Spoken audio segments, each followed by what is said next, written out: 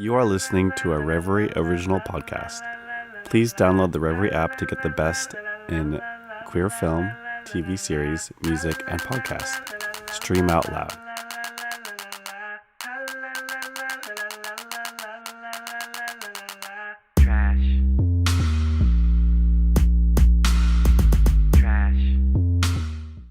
Hello, everyone.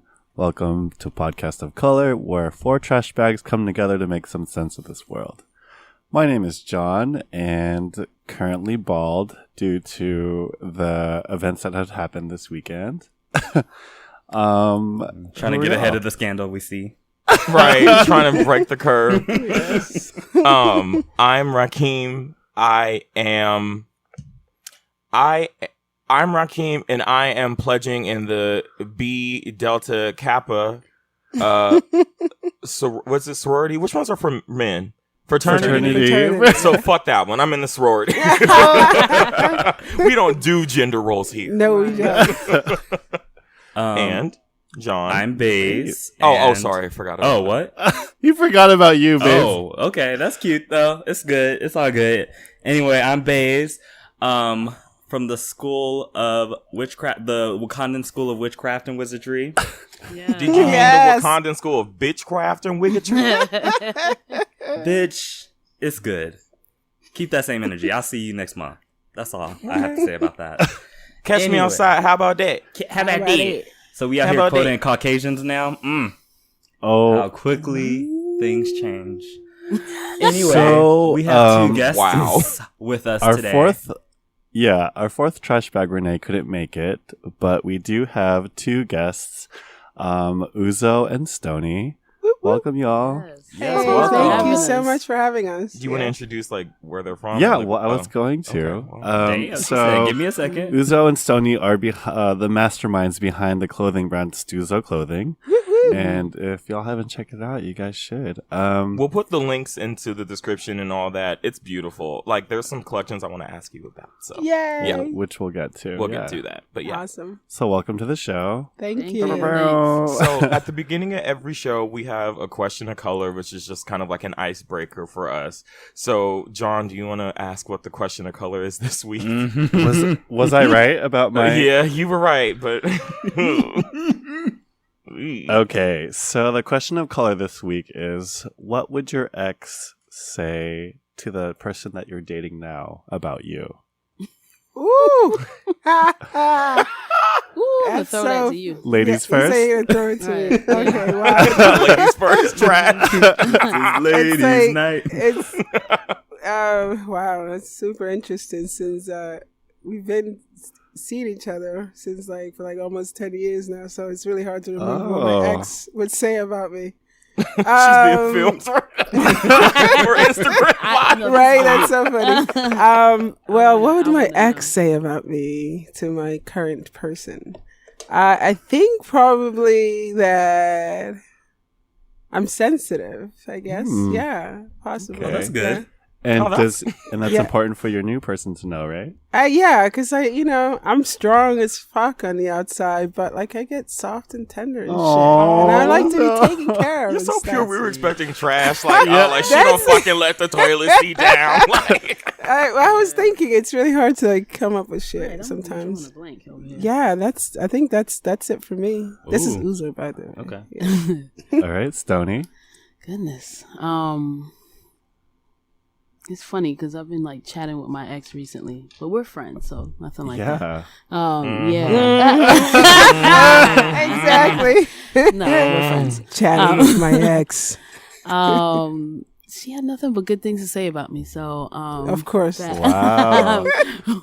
Only good reviews for Stoney. Probably that I'm used to be a heartbreaker, and it's interesting because.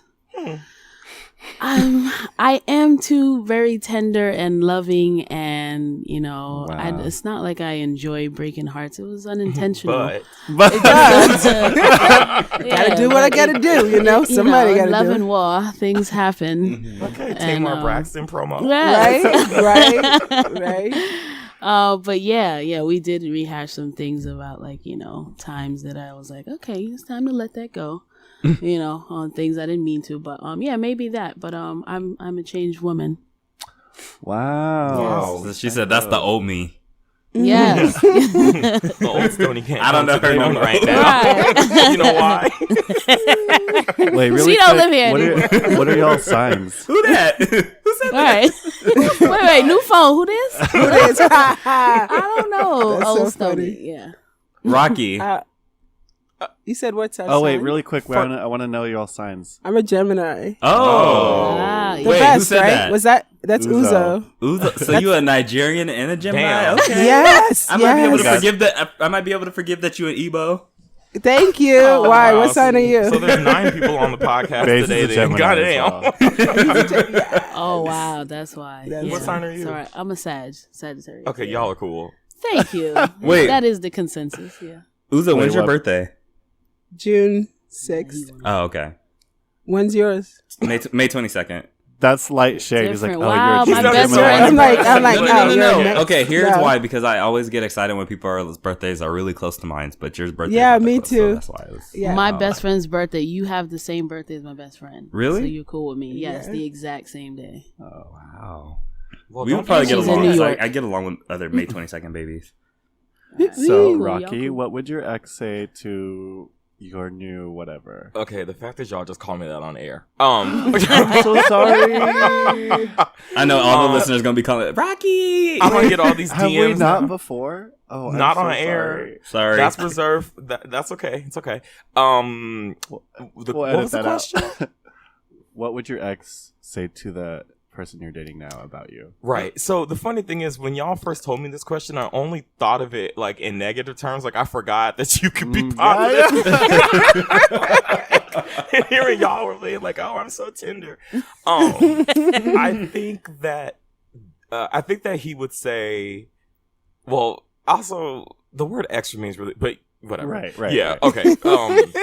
We know. We know. We Deeper know. than that. Yeah. Yeah. It's complicated. It's Yeah. But I think he would say that I'm very opinionated and I don't and I don't back down from my opinions, and sometimes that may be a bad thing because depending on what the situation is, like I'm really hard to compromise with. Like I don't compromise when it comes to like racial things like that come up, like, or I don't compromise when it comes to like rights of individuals and stuff like that. I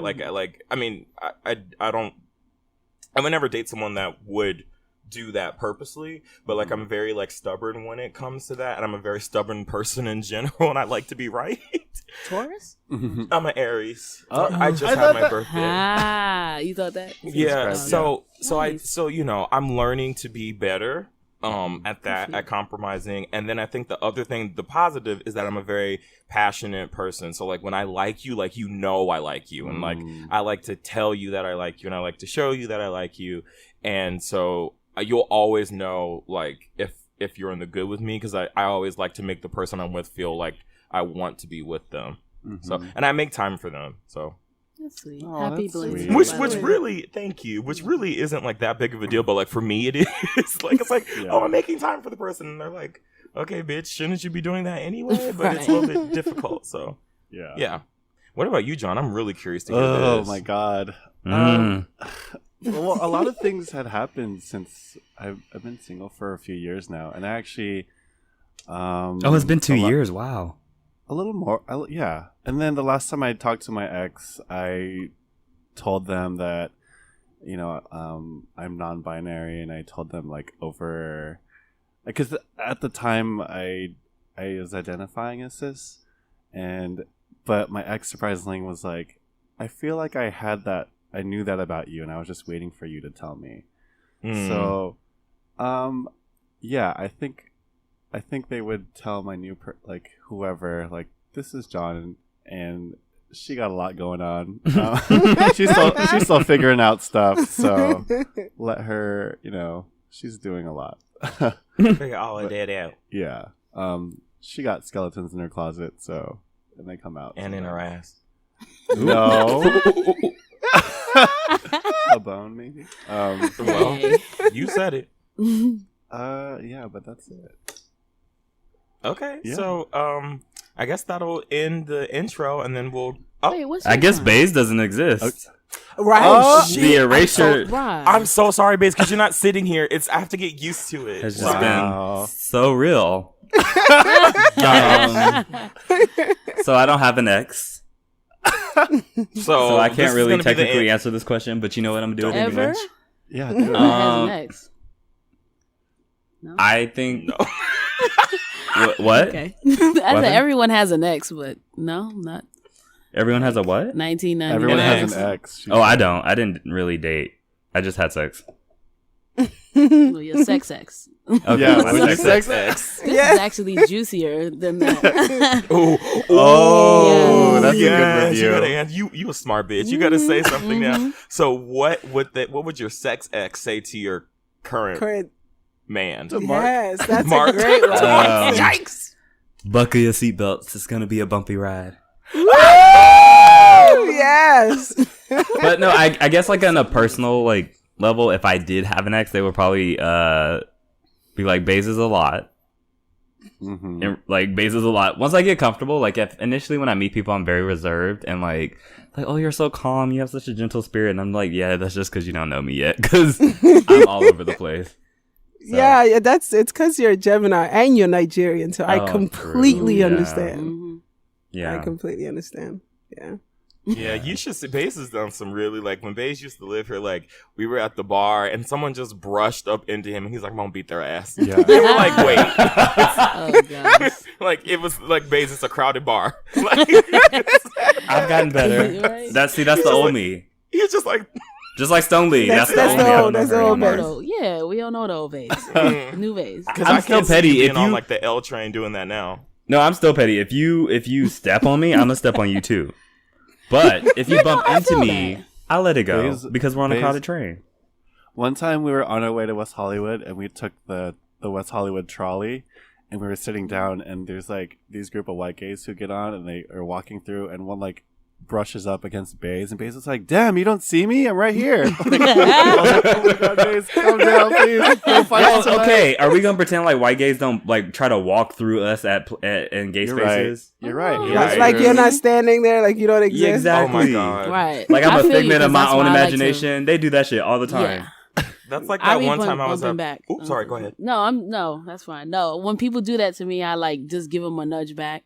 Especially in me, I'm short, 5'2" base, just so you know. Mhm. And like, tall people be acting like you don't exist sometimes. And I'm like, okay, I'm here, I'm a body. So they'll just be Yeah. looking and walking straight through. And I'm just like, I'll do a bump or something, and then I'm like, I'm Mhm. here. So when people do that and then they'll walk and then bump, I just bump back. I'll touch somebody. And You let bump them me, I know. bump back. Right. Yeah. I will Yeah. bump Yeah. you. You gonna feel We me. can play I bumper will cars bump together, you. bitch. Right. With our elbows. That is that is like the blackest thing I've ever heard you say. Like I can hear my mom saying that. If you gonna bump, we gonna bump together. We gonna bump the car, bitch. Okay, Well, so thanks everyone No, for I feel that, sharing. and Yeah. actually, in Yeah. going forward, I'm gonna check my tall privilege. Thank you for that. oh, Thank you. never mind. So with that, we're gonna end this segment, and then we'll see you guys in the minutes of color. All right.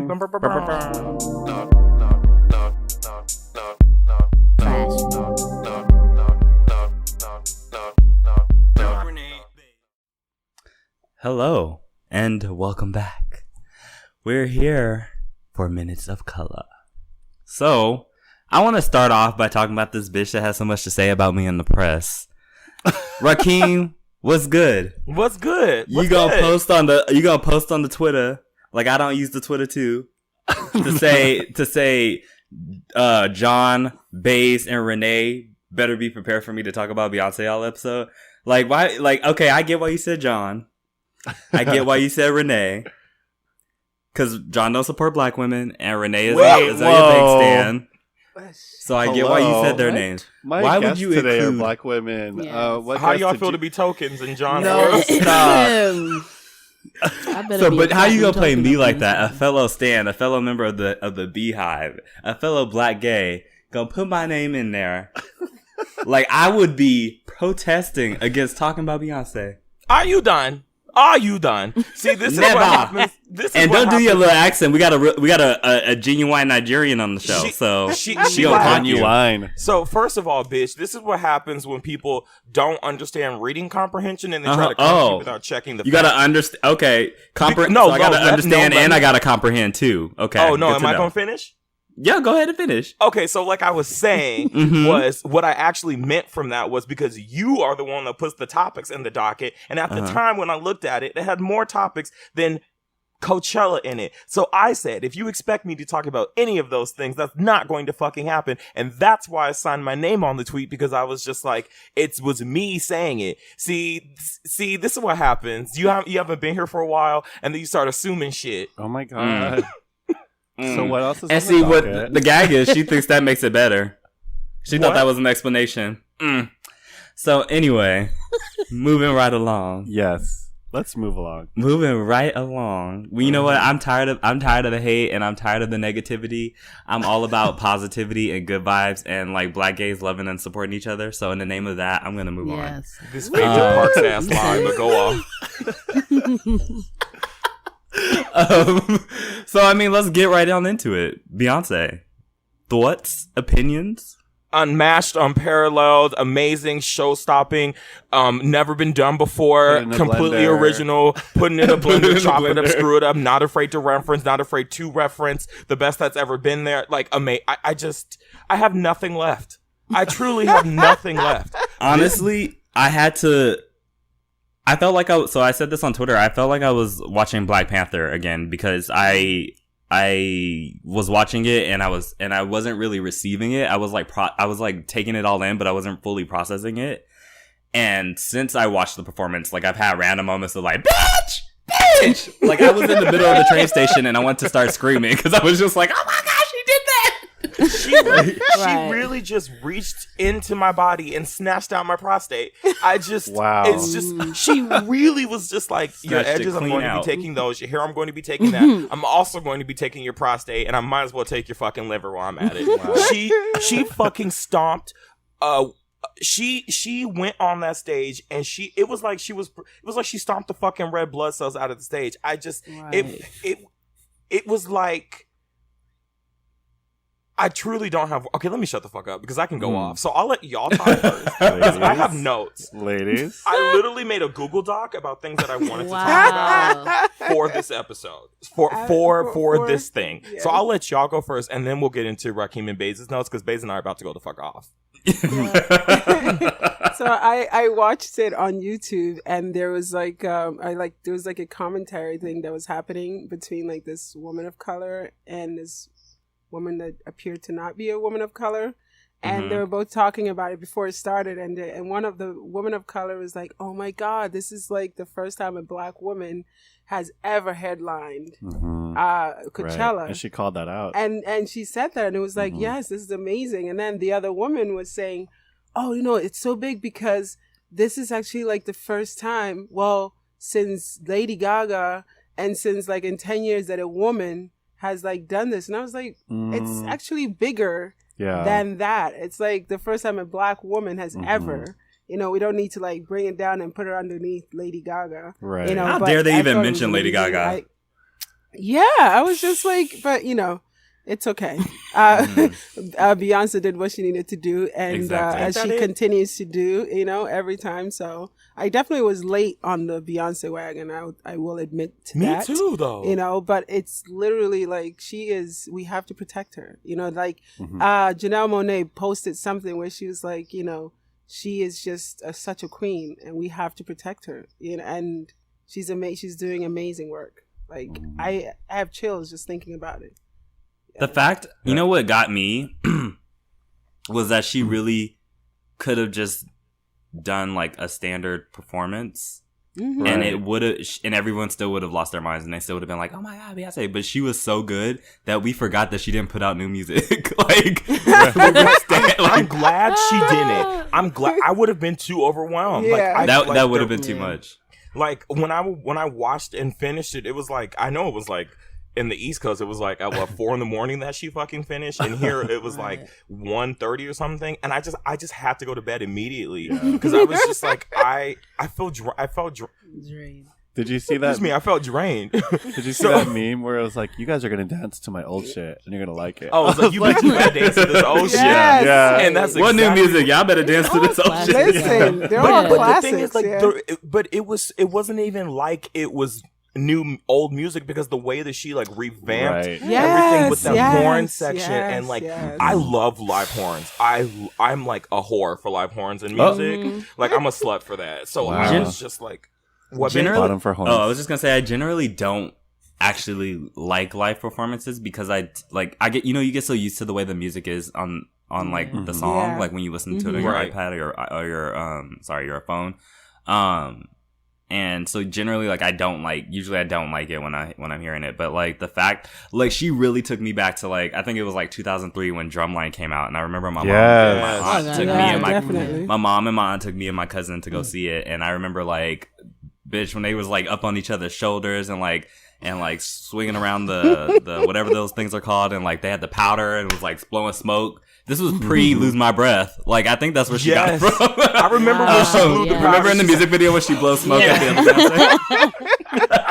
Bitch, let me tell you, I would have got some powder so fast. Me and my sister used to do that. We used to get baking soda and we would blow it in each other's face. And make up such a mess. Because in the music video they did for that. it. Oh, okay. Yeah, so like we would reenact the music video and we would like blow the baking soda in each other's face. Like but yeah, it was just like the music, it wasn't even like it was like it wasn't old music. It was the horn section. So like even in Formation, like the way that it was done and the way that it was just like the transitions were so amazing. Like when she went, I knew it was going to be some shit when she went into Sorry and then she did Me, Myself, and I with the beat from Sorry. I said, bitch, I literally said, you didn't have to do this. Like, she didn't. It literally felt like, you know, in the Coming to America when like, what's her name? Imani is like walking down and then like, she's your queen. Yes. Like, that's how it felt to me.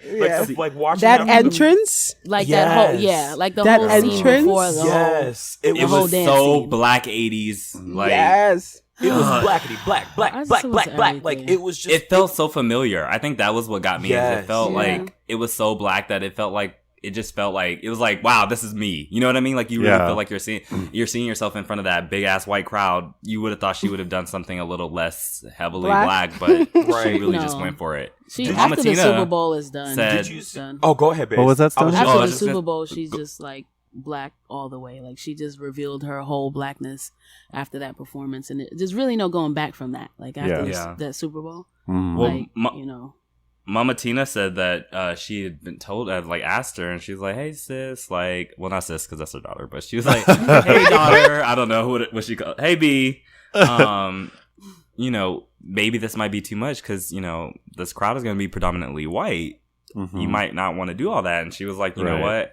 I don't want to. I can't do what's popular. I have to do what's right, and this is what's right." And she was that just like, gave me chills. I have chills in my back. We don't deserve her. We truly don't. And we deserve her. We all deserve her, and we've been waiting for this. I've been waiting for this Beyonce because black women deserve Beyonce her. The rest of us don't. Yeah, it's black funny. Women deserve right, her. Sure. Right. I mean, the world deserves her. I just want to say a couple of things. I want Oprah to be president. I want Beyonce to be vice president. And then that was such right. I just seriously, she's moved up in the ranking for me. Like she's just like we just saw this. Like we were looking at a whole bunch of YouTube videos on where like the progression of people's careers, like Ashanti, Destiny's Child, things like that. And we were seeing it was like a lot of old footage of Beyonce in the beginning. First of all, I didn't know Beyonce was very opinionated back in the day, because when I started actually like following Beyonce, she was just like a robot to me. Like I couldn't feel her soul, you know, and every interview was just very like it's like somebody wrote it for her. I just didn't feel her. And then her music was cool, but it wasn't like this, like, you know, I mean, and I think for me, Life is But a Dream definitely opened my eyes to her. And then Lemonade. Right. You know, Stan. Yes. The Stan jumped out. Yes, you know, and then Lemonade, come on. Lemonade did everything and showed me everything I needed to see. I think she truly arrived and was like, fuck it, this is me. And, you know, I'm not like going back from that. I don't care where I perform. This is how I'm going to perform. I don't expect anything less. And she just like, it's a lot. It's a lot like you. Like I have a lot. And I didn't even see the whole thing. I saw like, I really need to rewatch. I really need to rewatch. I need to see the whole thing. But I know one. She's going to. I know one thing is that I felt like, fuck, why was I so against going to a black college? Like, this is like a person like, right. Well, it's part of the programming. It's part of you programming. know, I didn't like sororities, fraternities, all that shit. I felt like it's like a little gang, like in itself. It is. It's illegal. It's a legal gang. Like, you know, it's a lot of stuff that I protested, like, you know, and even in all girls college. So there was a lot that she let me. Don't you wish different now? Yeah, I was like, Beyonce basically like changed my life and gave me regrets that I didn't know I had. You know, but it's all good because, you know, I felt like I got that culture that I was protesting then, and now I'm like, yes, you know, and I can't wait. I didn't even think about new or old music. I was just exactly. You didn't have time to think about almost like the music didn't even matter. It was really like the performance and like the band and everybody and the dancers. And shout out to Jasmine, one of our Stuzo squad members from So You Think You Can Dance. That's also Stuzo squad, right? Yes, that's also one of Beyonce's dancers. That I know. So it's kind of like we're like best friends, and I'm like. Like yes, I'm like so proud. I'm proud of what we do. I'm proud of what they do, and I'm proud that we, you know, are, you know, linked. So we're basically like best friends with Beyonce. Yeah, so pretty much. Yeah, that's what I want to be some permanent trash bags. I definitely would introduce myself to. I also introduce myself to people. Hi, I'm Stoney. I know Beyonce. Yeah, listen, because I hugged Jasmine, and it's kind of like I hugged Beyonce, because I know. Wait, when did Jasmine have her solo performance? I didn't even think about that like Beyonce was on our body. Yeah, pretty much. Oh my god, I think I just came. Right. Oh my god, it is wet over here. Well, I do have one thing to say in regards to the performance. I did see a meme that she is so bad that she actually changed her nail polish. Yeah, like seriously, I was just gonna mention with the outfits. Like, wow, this is how bad she is. Like, you don't think you've done enough. Right. Like, you don't down think, to the like, nails. Serious. This woman is insane. And like, speaking of that, I wanted to talk about too, like how you were, I'm glad you brought that up, because like the production itself, like I had quoted, or I had tagged Baze in like this tweet thread, and this person was talking about how difficult it is to pull that kind of set off. I can only imagine. And it's like, first of all, she literally said, fuck all your camera people. We're bringing our camera people in here. You can tell immediately the visuals were different. There was some like live color correction that was going on. There was live editing that was going on. The sound was automatically better. And then when you think about how many people were on that stage, and then how the instruments have to be heard, how she has to be heard, how the lights have to be on stage, how the stage has to be built, how the runway has to be built, like the dancer outfits, how everything has to be coordinated. So intricate. The amount of dance steps that she had to learn, how to not like fuck up when to like. I would have definitely done the wrong A count at the wrong time. Like, and the fact that she had 10 million people on stage, and they were all in formation, all in formation, entire performance. And she stood out, even though there were like 18. I mean, she just pissed all over Coachella. She was like, she changed the name. Literally. Yes. She changed the name. She changed the name. Can you say the pronunciation of that? Because we like to say our own. Oh, so it's so there's two Beychella. answers. There's the right one and the wrong one. So,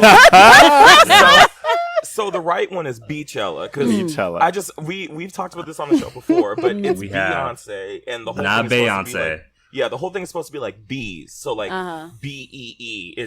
I understand it's spelled B-E-Y, and if there's one vowel in a word, it says a short sound. And if there's two, the first one is silent. Like the first one says this long sound, and the second one is silent. I know that. Yeah. Right. But it's pronounced bee because it's supposed to be like beehive type of thing or whatever. So like was that your question? And I'm going with the wrong way Beychella because I like it and it's cool. Look, we all I like Father Queen God, Bey, and protect that's where her. I'm going.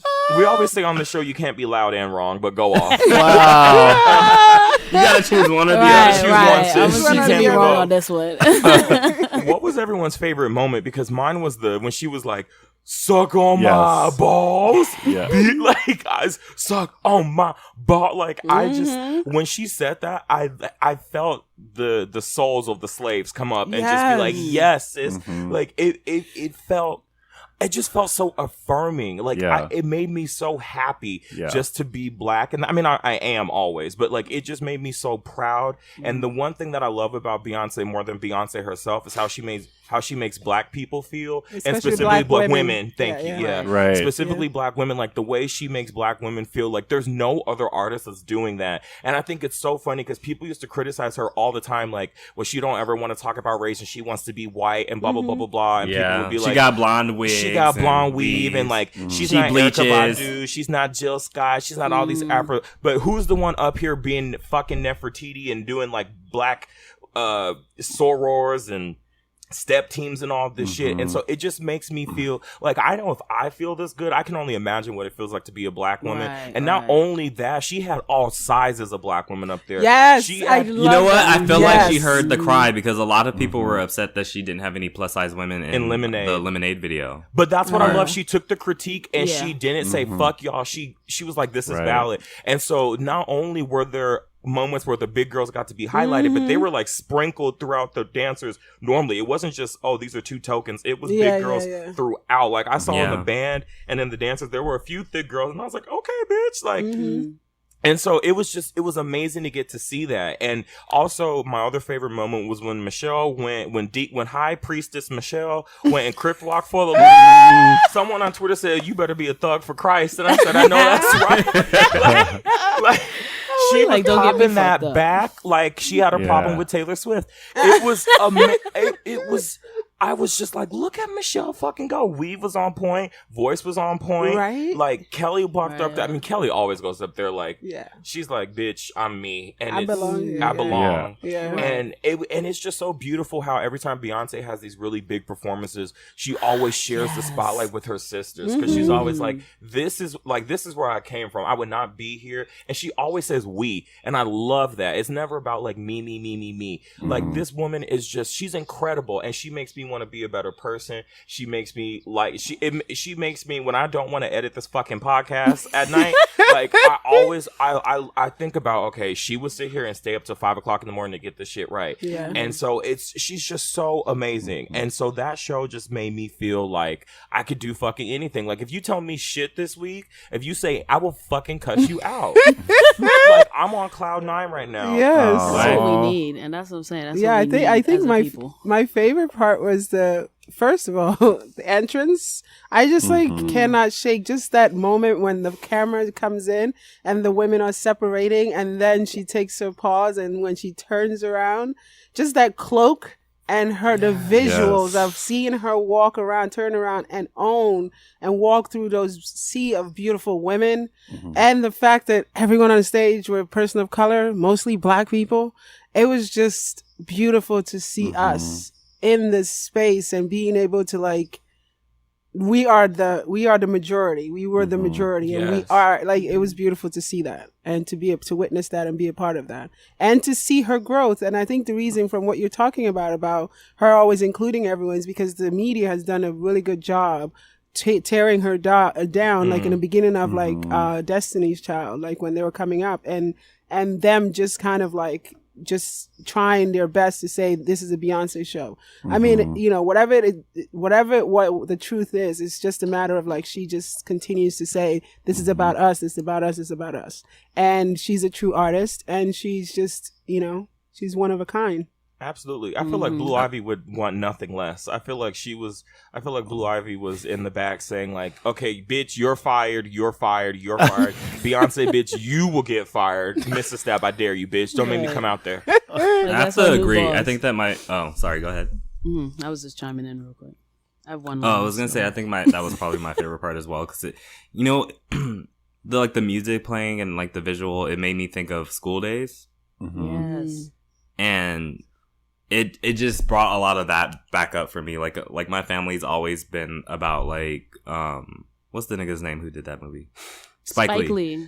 My family's always been about like me. Who's also a Stuzo squad member, by the way. Yeah. Oh, is he? What? Yes, he is. Okay, they got friends in high places. Yeah, yes, we do. Yeah, it just makes me think. It just makes me think. Yeah, you were saying, I'm sorry?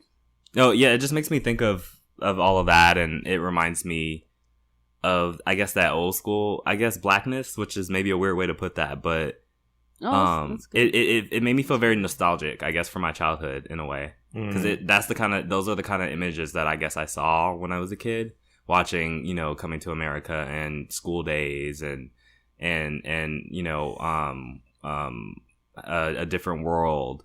You know, watching those, growing up on those shows, it just made me feel very nostalgic. I was also just really amazed by her work ethic, because I think, like, I was having a conversation with a coworker the other day, and we were talking about, like, vocalists and, like, you know, how, like, say, for example, like, Mariah Carey can't hit a lot of the notes that she used to be able to hit. And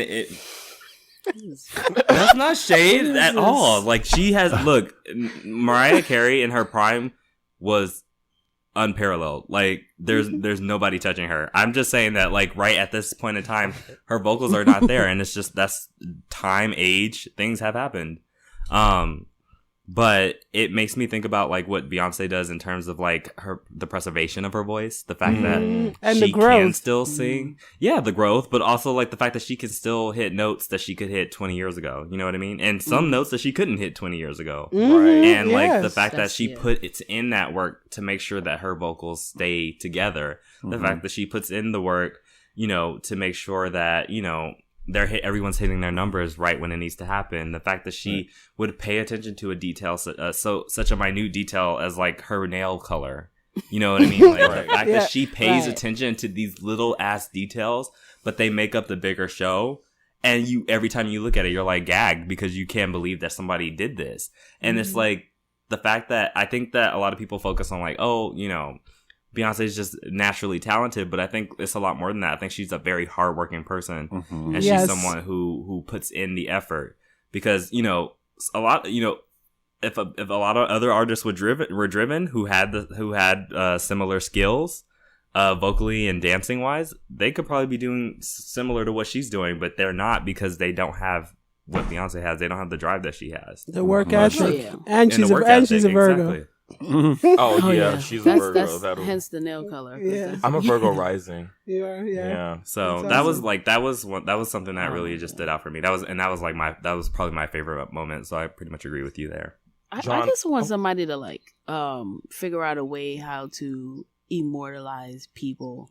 So we just don't ever, because then we're gonna get that hologram Tupac shit. We don't need that. No. Well, not that, you know, but just inject her with something where where she lives forever and never die. I thought Prince was gonna live forever. Yes, I really thought so. I still can't. I really thought Prince was gonna live forever. I haven't even. Yeah, he seemed ageless. I feel like to me, we know just, there was some trickery going on. For the first week, I was like, I won't believe Prince is dead until he confirms it. Like, I was just like, this is weird. I know. It's not real. Yeah, that's how I felt. Until he confirms it. John, what was your favorite part?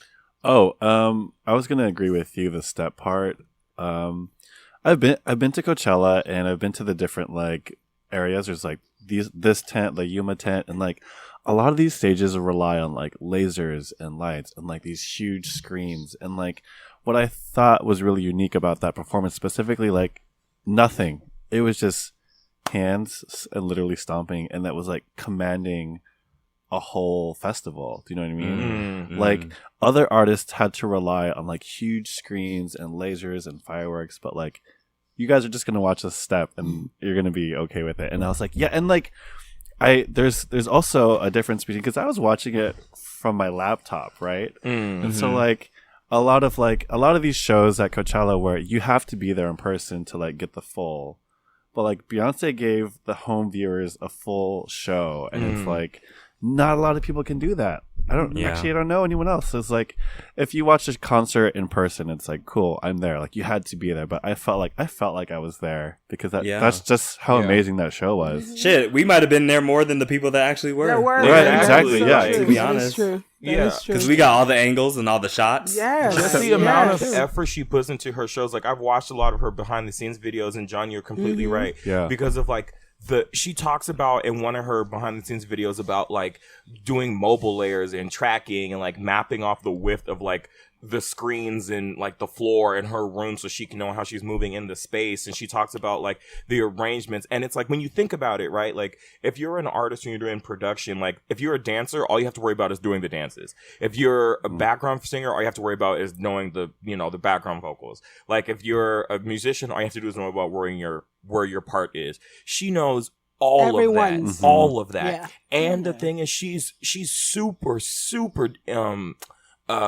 involved, if not like the main person involved. And I know with the vocal arrangements, but with like the songs that she chose to mix, which I also wanted to mention, which were black as fuck. Like, when she did Lift Every Voice and Sing, which is the Black national anthem, like I had to sing that in school when I was in my private black school for like the first half of my life.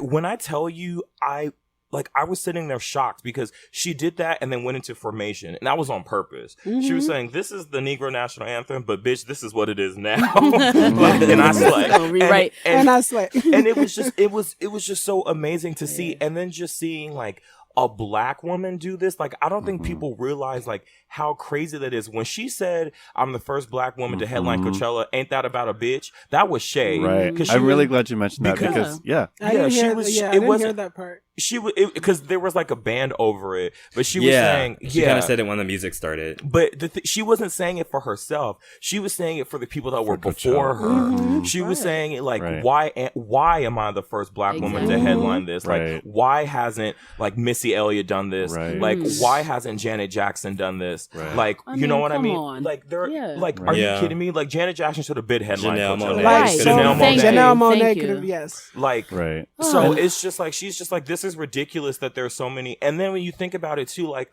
all of the women, all of the people that are pushing forward music right now are black women. Period. Like Janelle Monáe, Chloe and Halle, Beyonce, Rihanna, even if you like, even Cardi, in terms of rap, you tried it. No, y'all can say what you want to say about Cardi, but she's still better than 90% of these niggas out here saying. I said Tinashe. Yeah, this one over no. We love Cardi. We love Tinashe. Yeah. Oh, come on, leave her alone. Fellow Aquarii. Oh my gosh, that was a good album. I did like that though, but not like pushing it. Shout out to Cardi B. I heard Joyride was not very good. We'll talk about it later. Like fans. No, definitely. I'm really glad you mentioned that. Yeah, because like, like that saying, "Don't bite the hand that feeds." Like, she went to Coachella and just called Coachella out. She called Golden Voice out. She said, "Where are you guys at? Like, why am I the first black woman?" And not only that, she did that on weekend one. She still has another performance to go, and she's going to let Coachella simmer on that, you know? But you know what? She had to, you know what she had to do to get to this point that she could do that? Is she had to be that robot that didn't say anything wrong, that was the perfect black woman that looked like a black Barbie. Like, she had to play the game until she amassed enough power that she could come out and say, fuck all of this bullshit, black power. Yeah, because she could not have done this 20 years ago. Yeah, sorry, cut you off. No, go ahead. She just could not have done this 20 years ago. Yeah, definitely. She had to earn the power. I mean, I work really hard to get to where she is, but she's able to do this now. And the fact is, she's basically showing us that this is what she wanted to probably do all along and couldn't do it because she had to do all those things. She had to play the game, you know? Right, because like I said, she was like out there saying stuff. When they were calling her out for her having the privilege of, her father and him being their manager. I mean, he was doing some stuff or whatever, but still, she was right. She was talking though, and I feel like it was getting her, because you just can't come out and just be thinking that you could be in an interview saying whatever you want and all that. So she realized that, became a robot, and it's almost like all that stuff was like hidden footage, and then now this is what you're supposed to do though with this power and this responsibility, and this is why I respect her, and I feel like she's influenced and motivated Jay-Z also. With his with Jay-Z. I was like, not enough. You saw how like you gonna recognize him. Yes. We said this. Yeah, because I mean, without Lemonade, there will be no 444. And these, she's, that's a big statement, but I think it's true though. No, it is true. Like true. this is, you're right. She set the bar and she put it out there, and also the bar is raised beyond. And she's just an icon of a couple of times, but our times, a lot of them are dead, and this is of our time. Like we're witnessing what people were growing up looking at Prince and Michael and all this stuff. Because, looking at This Is It, you see how he was with everything, and he was that person. Yes, that's what definitely. this is what an icon is, where you understand that you have to know how to be able to arrange everything down to from what you're doing all the way down the stage and all that. And that's, like you said, if everybody, we would have so many icons. Everybody can't be, Beyonce and Michael and all that. But if they took their artistry that seriously, there'll be more. There'll be more. And we used to have that. I feel like we had that, back in the day, where more people that took it seriously, I think. But now when you start letting anybody mumble and anybody in the game and sing and all that, that's what it is. It waters it down, and that's what's that. But the beauty of it is, you have people like Beyonce and Janelle Monáe that are standing out and stuff like that. Exactly. But Imagine being a music artist and not caring about artistry. I can't. So many because the don't. money, There's so many, there's fame, Staying there's hot. all that other stuff that you don't give a shit about, and nobody, somebody's making money off of you, and they're getting paid for you to brainwash somebody else with whatever garbage, and also they have to also care about it, like the music. At some point, you have to care about that, and then people behind it. If they're just thinking about you as a paycheck, and you're just thinking, hey, I'm out the hood now, or I'm not broke anymore, Not everybody cares about the actual artistry, and then some people actually believe they're garbage, like they think it's hot. Absolutely, but Of Well, course. you gotta Well, believe because your own if you shit. have You a gotta crowd believe of your people own telling you that it is, Yeah. Right. Also, Yeah. you have to believe in your own stuff, whether or Right. not it's shit or not. It's still, yeah, it's that's your true. shit. It's your shit. Right.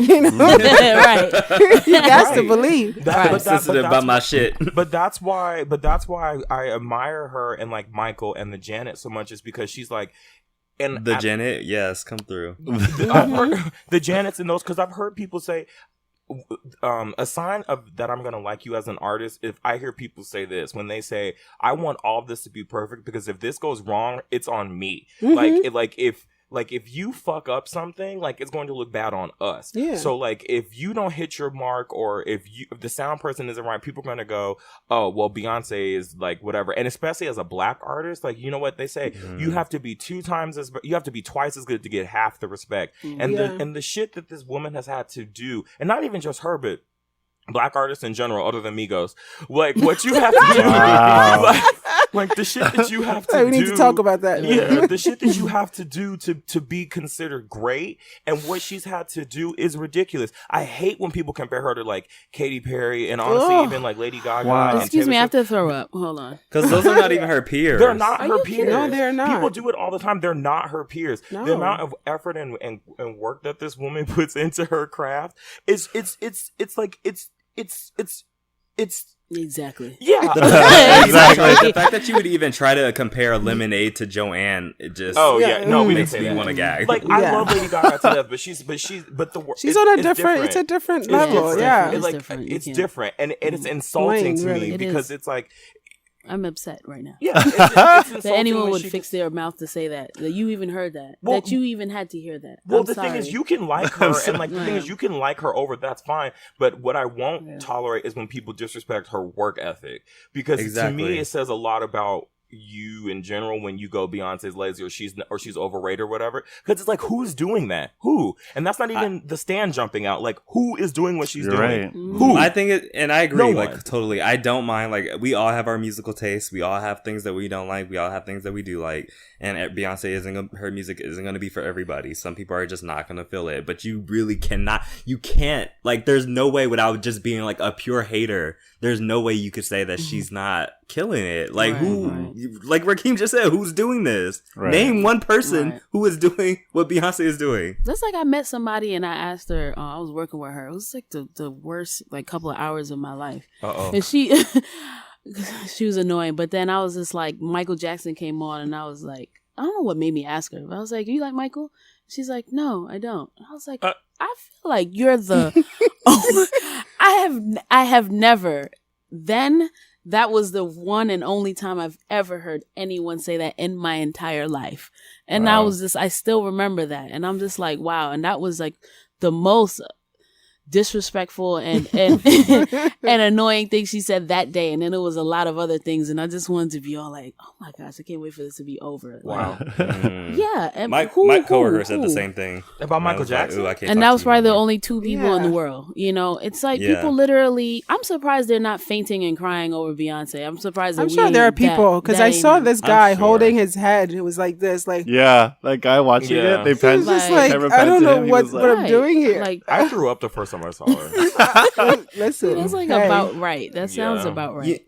I was thinking like that actually is like a good metric or like a way of like measuring what kind of person someone is sometimes, because I had a coworker who told me he didn't like Beyonce or Michael Jackson, and then the other day he told me that his wife said, he told me this is like a funny anecdote, that his wife said that he should shave his beard because he looks like a Muslim.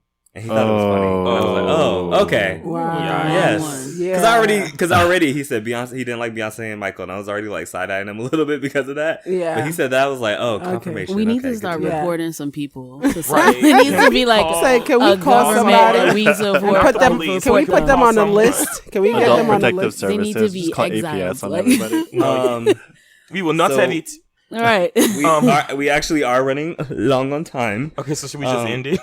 Well, real quick, we can't not shout out Pink, Janelle Monáe's Pink. We Oh, can't I was like, not. what the hell did she do? Got it. I know, I was like, pink. Janelle Monáe's Pink, not swinging in the air Pink. Swinging in the air. Right. I didn't Wait. even think about that Pink, and I love her. I just Yeah. went straight to that I feel, image of that Them her and them pussy pants. pants. Yes. I just- Yeah. Girl, I I wanna want to some dive high-waisted in. pussy pants. This is gonna be the look of the summer. Mhm. also, I think that was her coming out. Well, no, the way you make me feel. Right. Yeah. Is the coming Yeah. out. Then this is kind of like, yeah, this is my life. At Fucking love it. you At know? first, it was like, oh, like, hey, I'm kind of with Tessa Thompson, but not really. And then it's like, hey, she's my clit. And Yeah, I'm just yeah. like, whoa. And I yeah, pretty She's much. my clip, but also she's in my pussy. Yes, Yeah. yes, daily. and I really appreciate how Janelle and Tessa Thompson both acknowledge that not all women have vaginas. Yes, Yes. with the back.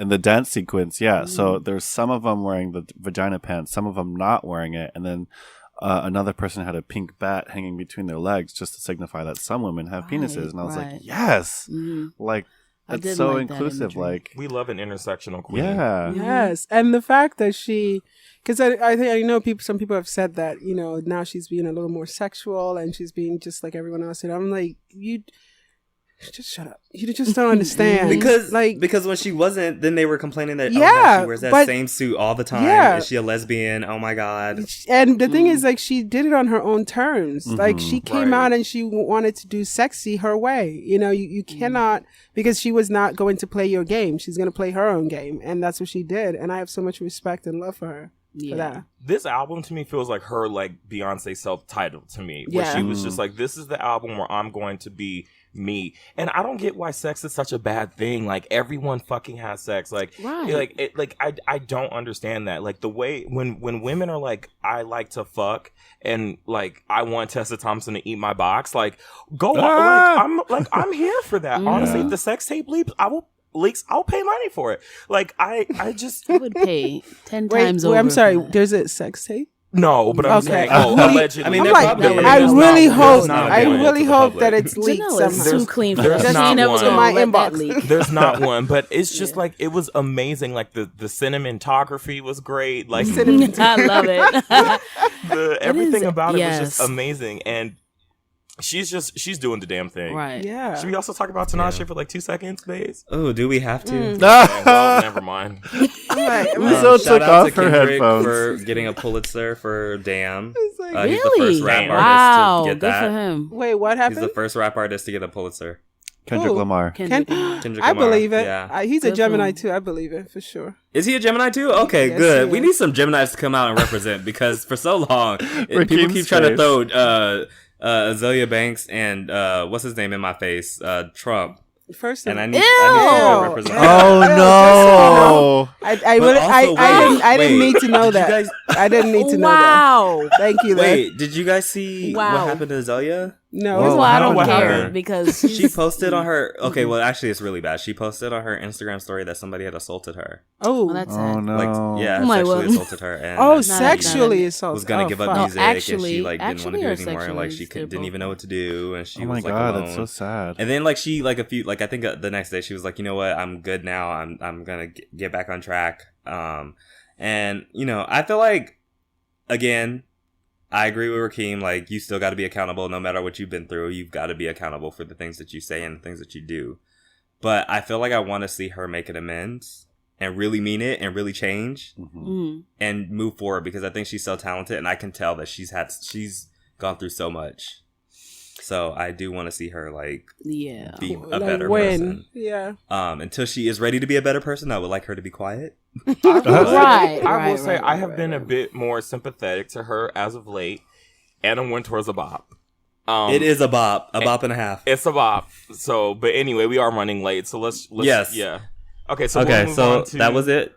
Y'all be rolling Sorry, go ahead. in and want to be talking. Yeah. All right. So we just ended up talking about Beyonce, and it's like the power that has, the access that has, the impact that has, the influence that has.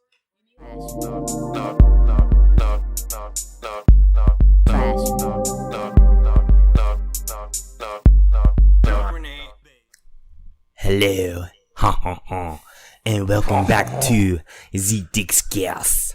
This week on the Dixcast, we have our guests, and we will be asking them a few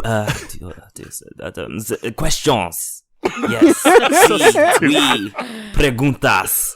So, John, do you want to? Well, I guess you guys can start off by saying, I was gonna let the what it is let the that you ladies. Yeah. Well, I Well, am yes. Uzo, And I'm Stony, and and we are Stuzo Clothing. Yes, and yes. yeah. Oh my god, I just got I that. get it now. Yes, that yes, moment. yes. I love that moment. Yeah, Right. You still didn't get it. I mean, you're Classic looking John. like. I get. But, Sorry. but you did. Okay. No, I understood because I read your bio. Awesome. Look Look at at that. that. I like that. Well, Stuzo Yeah. Clothing I did is too. a I didn't. I genderless missed that clothing. part. Sorry, go ahead. I'm sorry. No, I said I read your bio too, and I missed that. Okay, go ahead though. Sweet. The only thing. Stuzo Clothing is a genderless clothing company. We make clothes for bold people at heart, people who are not afraid to live out loud and live their truth. You know, that's really what our Yes. motto is about. Yeah. Right. And we are one of the first, just to make that clear. Yes, People want to jump on the trailblazers. bandwagon, yes, but we Yeah. saw the vision and we lived the vision, so we created the vision. Yes. Thank you. And so what's the vision for the brand? Like, you talk about that, but what is that? Like, if you could say like a vision statement. Yeah, vision You statement, know I the like show that. Empire? That's us. Lucia's Cookie, right there. Mm. But yeah, we're on a mission. We like to invoke change, and we are the change. So we're doing that through our artistry of fashion, and we want to inspire people to just live your best and your truest life. It's like something that is simple but yet so hard for people, and we get it. And so we're here for support and for inspiration, and to have people, like she said, just live in your truth, and we're doing that by way of fashion. And it just like, it comes through us every day, and we just want to, change the world. So that's the vision of Stuzo. Yeah. Basically. Yeah, definitely. We want to, what we're doing is it's a part of kind of getting people to waking people up, and encouraging people to know that it's okay. It's not going to be an easy thing, but as long as you listen to yourself and you do what you want, encourage you to listen to your voice, your You know, the things that you like to do, those are things that matter, not what everyone else is doing or thinking or telling you you're supposed to be doing, you know, with your life. So right. Or wearing.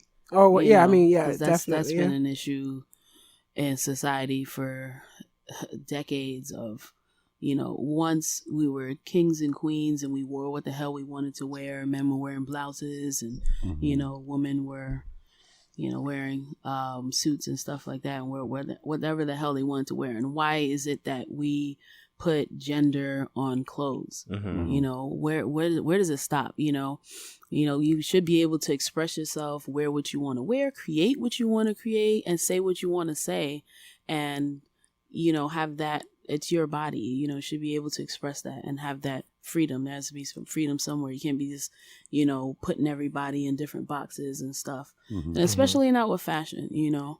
Yeah, not with anything really. And that's why it's really exhausting to have to go to the men's department to buy stuff because I'm really tall. And like I used to like always have to go to the men's department to buy stuff. And I like loose fitting clothes and things like that. And for us, it's not about, our store is like not about women's section or men's section. It's just really about design, about the piece, the actual article of clothing. If you like it, it'll fit. You know, we wear the same size. She's 5'2", and I'm 5'10". And we wear the same size clothing. So it's just a matter of like what you like and what works for you. So can I ask how, like how did you guys come up with this? So Stoney here.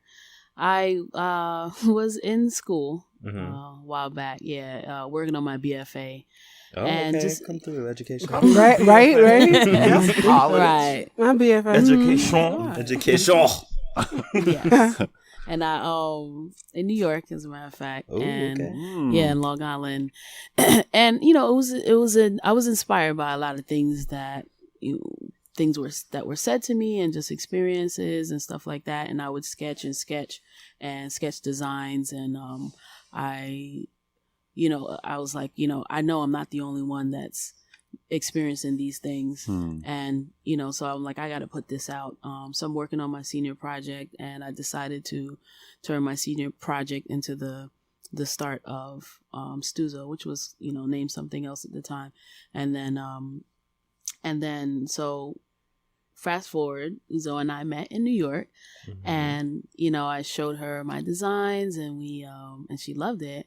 And, you know, we went out, it's funny, we hit the pavement as the Panamanian parade. Oh, yeah. And we're like, you know, that's cool. Wow. yeah, selling it together. And that's when I knew, I was like, man, Off of a cart, people. Right. We literally had a fucking Yes. cart. Like, you know, like the ones that you used to do laundry with? Yeah. Yes. Yes, that one. I totally I completely forgot about that. That I is so remember true. that, and I'm like, it was a really like a touching and to say the least moment for me, because I knew, like, wow, you know, because meeting her, I didn't think that she was a writer like that, you know, like she's very well rounded and in my opinion then was like high maintenance and all that. So I'm like, yes, I am. right, you know, and that's the and Nigerian I'm black. thing. We all That's hate exactly. Thank Oh, you. you It's know. a pride, you know. I was raised with pride. Yeah. We showed you. Right, you know, so I was like, oh, she ain't never gonna be coming out here with me hustling like that. You know, but she did, and I was like, damn, you know, this one right here, you know. And so then we both always wanted to find out, we wanted to move to California. So we talked about that, and we're like, okay, yeah, let's make the move. So we made the move, and you know, did the back paperwork. So I'm a designer, so I'm not, you know, so we did the paperwork that we needed to do to get this up and running and get it where it needs to go. And then just continue to create, you know, and you know, her coming on board, bringing a different perspective than me. I'm more of a design, I think, logo driven, and then she's more like high fashion. And that's where it comes, that high maintenance comes in, and I think it's a beautiful compliment, you know, to my street vibe. You know, and then here we are. Stuzo's like shade, but yes. Yeah. I love that though. You found somebody who matched your energy, and you guys were able to like create a team based off. Right. Of Yeah. There, you know, there is no Stuzo without one or the other. You know, so and that's the beauty of it. Oh my god, that's so heartwarming. It really is. Right. Don't you love like when people who are passionate about stuff like Yeah. talk about like we could just sit here just be like, I oh, just got goosebumps. There's no Stuzo without one or the other. Oh, Yeah. you know, that's beautiful. Yeah. That's so Thank beautiful. you. There's no Thank you. podcast. Well, I mean, our names aren't. But we get it. We get what Yeah. you're trying to say. So, like, how would you describe? So, you were saying that you're more street, and then you're more high fashion. So, how would you kind of describe? Or sorry, Stoney said that she was more street, and then Uza said she was more high fashion. So people can, because it's episode 52, and people don't even know our voices yet sometimes. Yeah. So how would you both describe like your personal fashion, and then how that kind of influences the brand? And then I know you guys use a lot of print. So how do you kind of determine like what prints get used? Because a lot of it's very like African inspired. And, Yeah. So like, and obviously that's done purposely, but like, how do you kind of go about choosing that for a collection and that kind of thing? And then and then the second question is, how do you kind of feel about with those particular pieces, like non-black people wearing them? That's a really good question. That's a really good question, because I don't know if I'm ready to answer. But no, I'm just kidding. It's what was the first question again? Sorry, I got really Our excited. styles. Your personal our style. style. Okay. Well, my style is like really interesting because because being Nigerian, it took me a long time to accept the fact that I'm into the arts and I can be creative as opposed to you have to be a doctor or a business person or a lawyer. I was going to school for electrical engineering, and so this is like a completely different world. So it took me a long time to accept the fact that I can be creative and I can, do different things. So my style is more, I'm more like a femboy. So I can be a feminine. I can dress super girly and I can be super boyish. It depends on how I feel when I wake up in the morning. So it's a little bit of like, I have some street edge, and also I like sophisticated, like high fashion, edgy cuts and things like that. So we try to blend it in by kind of saying, okay, let's do this. Sometimes like Stoney will go, like, she's a dreamer, so she'll go like into the clouds and just like come up with like some like shit that I'm like, how are we gonna make that shit happen? I don't know, but we're gonna make it happen anyway. But it's kind of like so that's kind of my style. It's like, a little bit of, I like nice things and not so nice things. I like to put those things together. Yeah. And have fun with it. Yeah. That's such a good aesthetic. Mm-hmm. Like she like expensive hood rat. Well, no, let me not do that, because that's putting things that aren't nice as a hood rat. Let me not do that. Yeah. Because everything is nice. It's just about perspective. Yeah. Right. Yeah. Mm-hmm. I think I have more of a street style, because it's like more of a streetwear type of like style, and then I like to sprinkle some like clean sophistication on that, and the streetwear is clean too, so it's like a clean streetwear kind of style.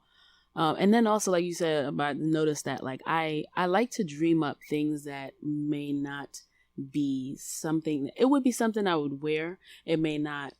I may not necessarily see it on myself, but I can. I see, like, I imagine this piece, and I'm like, I see it, and I have to create it, and I don't know if I'm ever gonna wear it, but somebody will, and that's like how these things come about, like our backwards button downs and this and that, So yeah, and yeah, I should challenge myself to to step out, because then there's like a lot of things that I feel like I used to do when I was younger. I used to just like piece things together, and I'd be like, fuck it, and now I'm a little bit more like, oh, I want to match this with this or whatever. So and also also my New York and me, where things have to match sometimes. Like that's what comes out. That's also very Nigerian, just so you know. It sure is.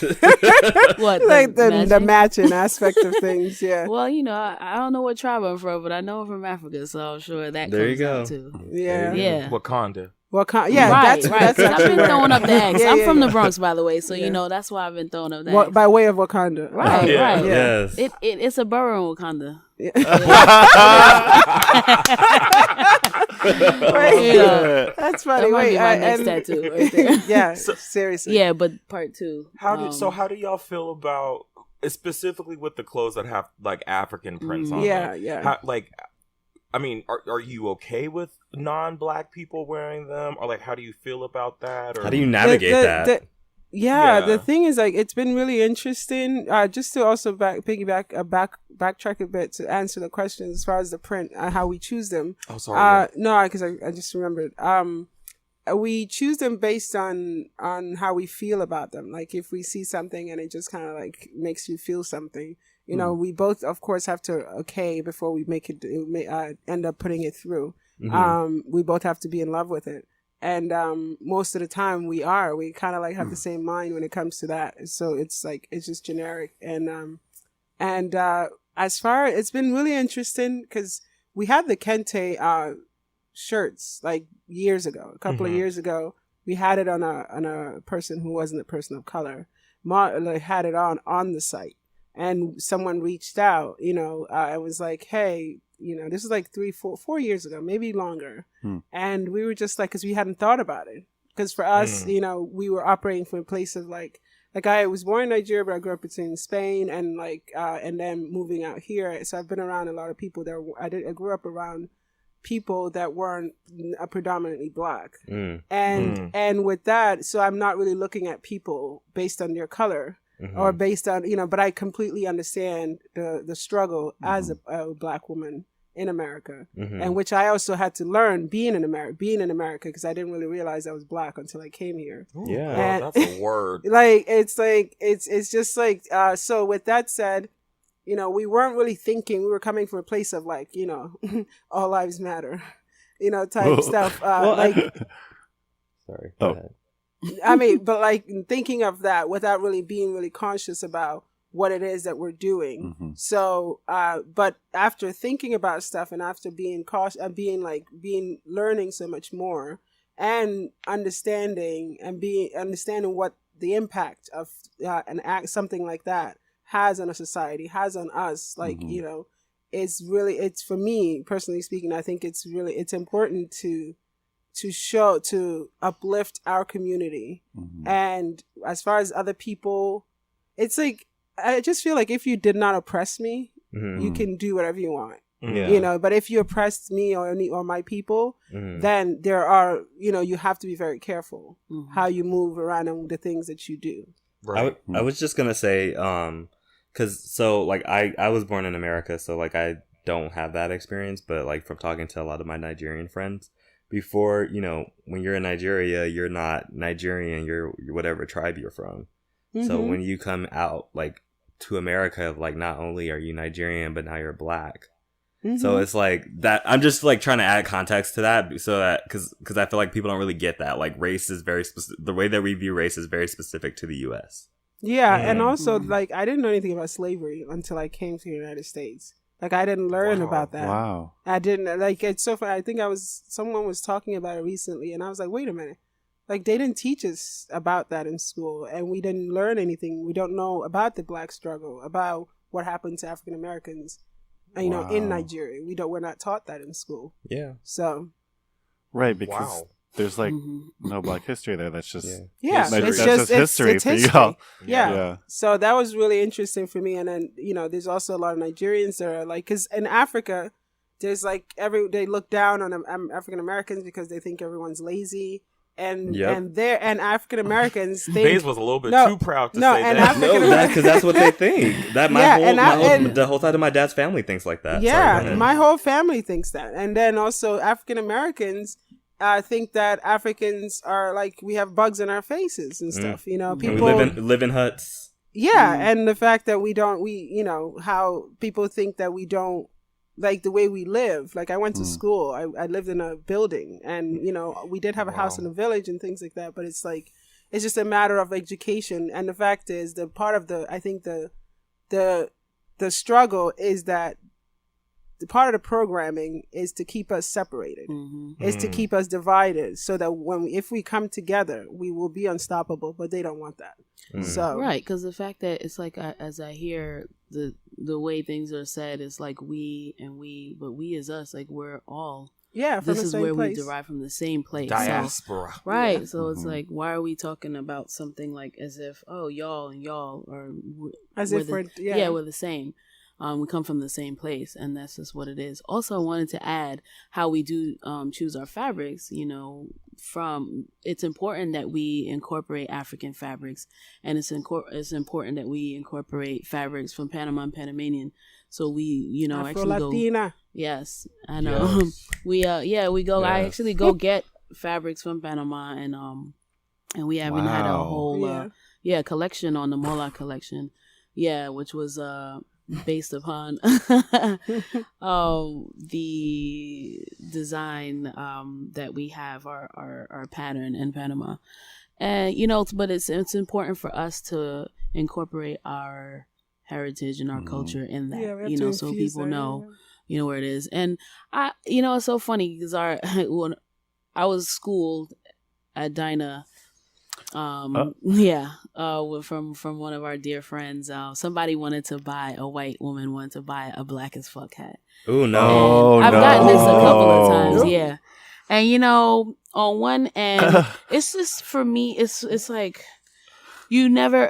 It's like because we have had people that non-queer people buy still gay shirts in support of their gay friend. I mean, they've said this like, oh, I'm not gay, but I want to buy this because my friend's gay and I want to support, and I'm, sick of whatever they're going through, or I want to support this, or it's in support of my son. And for me, I got it. I get it. I was like, okay, cool. And that was the same take I was taking on it. And my friend was like, no, you can't buy that hat.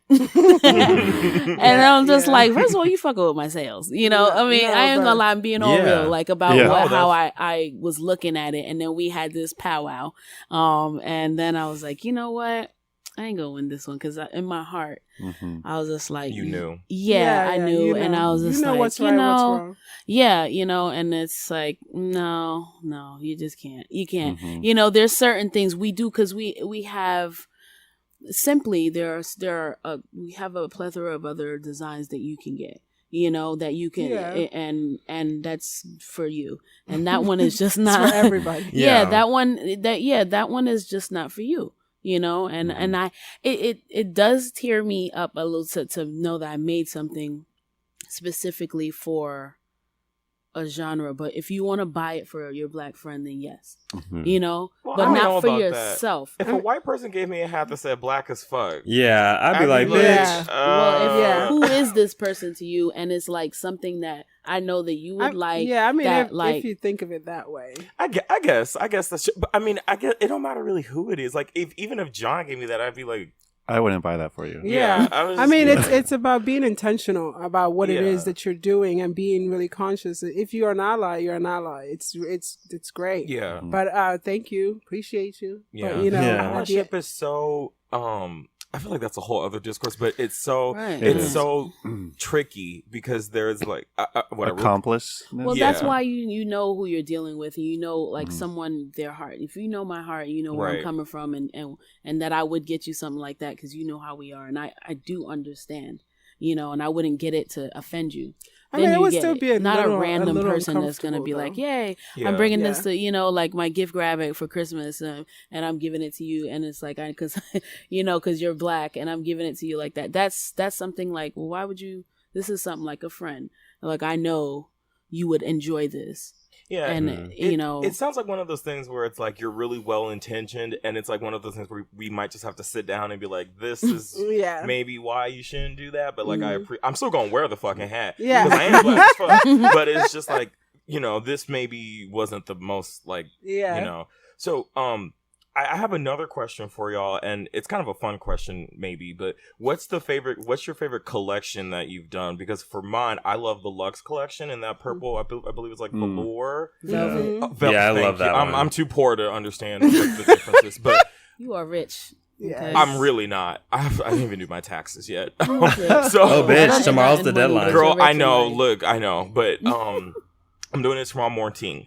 But what's your favorite collection? Because to me, I saw the Luxe one and I was just like, this is some next level. Like them pants with the go off. Yeah. Maybe she snapped. Like, I love the Lux collection also. I think my favorite though is Right. That's we've how I had feel. they're like my babies. It's so I know hard it's to pick. really hard to. But I hate the question for the word favorite because for me, I'm just like.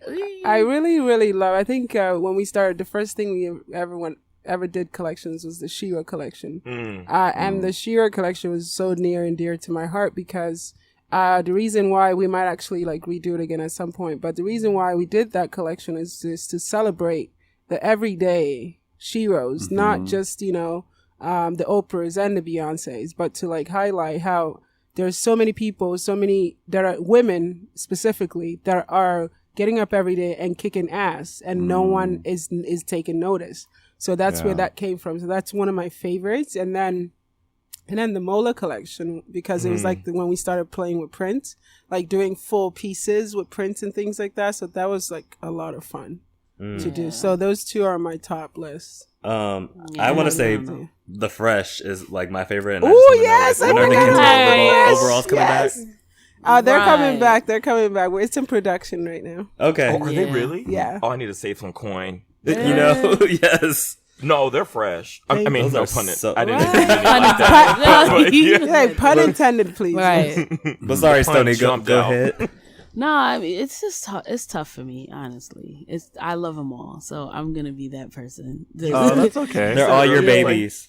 You said earlier it's like picking kids for you, so you can't really pick. Yeah. I would Yes. easily be able to pick which one of Ah, my that's kids what- was. Wow, that's messed up. That's You messed like- up. So you know it's really why. Sophie's choice.